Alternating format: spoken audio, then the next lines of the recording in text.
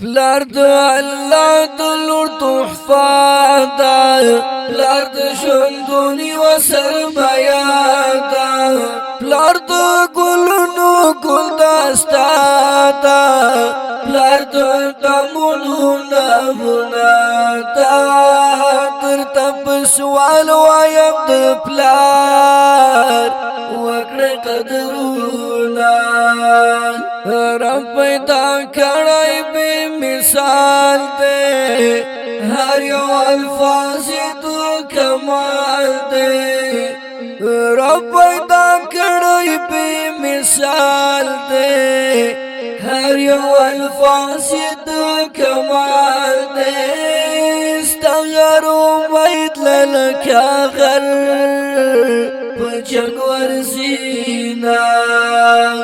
د پلار مقام څنګه بیان کړم، څنګه لفظونه اویزان کړم، لفظ د قربان کد ایمان کړم، کپلار د عمر غیر ارمان کړم، پلار د بچینا تمام عمر سره وینا. پلارا زما زما جانان یې، زما سکون او زما ځان یې، زما د هر لفظ ګمان یې، زما سپرلی زما خزان یې. ما دې په یار ځای کړي دي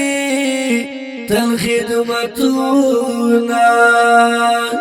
ربا زمانه دی جدا کړو، ولی دې زړه مین زما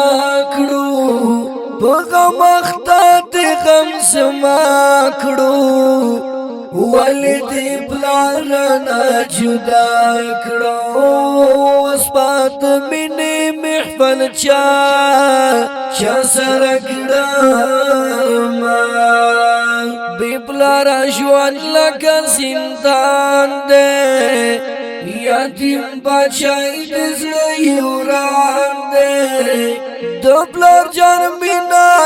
ارمان دی، د زکا خوار غریب روان دی. گریوان شلیدلی په سرخه وری بادوینا، د قسمت کرخی زما ګورا، هم شو بی پلارا او بی مورا، په بل وطن شوم مجبورا، د زیانتان غم شلو نورا، چرته بستا په ژوند کې را شي بهارونه،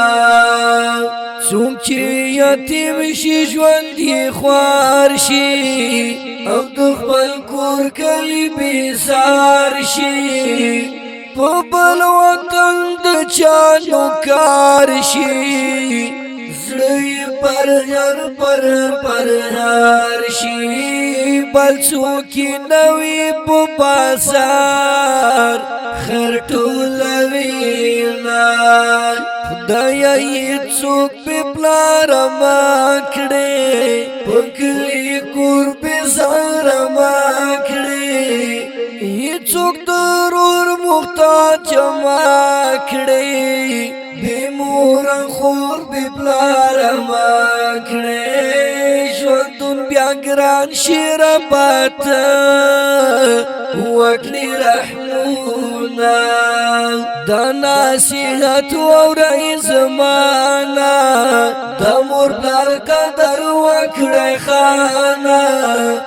مازې به وکړئ ښه بېشانه،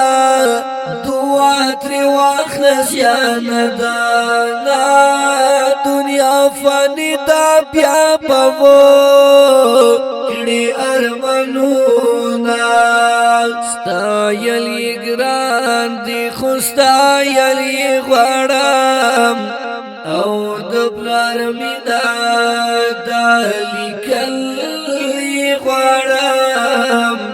رب ګرځولې مجازي خدای دې زما په بس دغه هیله ویل غواړم رب پیدا کړې بې مثال مقدر رشتہ زید زړه کور کې ساتل غواړم زیان دان مکمنم چې به حدا ډیر دې زړه مجبور یم کول او کول غواړم د مرد خپل دې جنات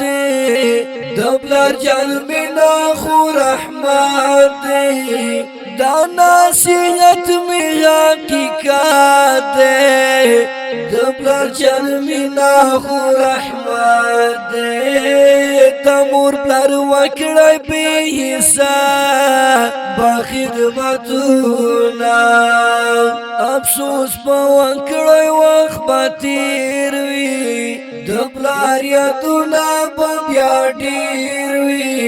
خواږه خبرې پاتې هېر وي د مور پلار غم به در چپېر وي خو بیا به نه وي بې حساب به ثوابونه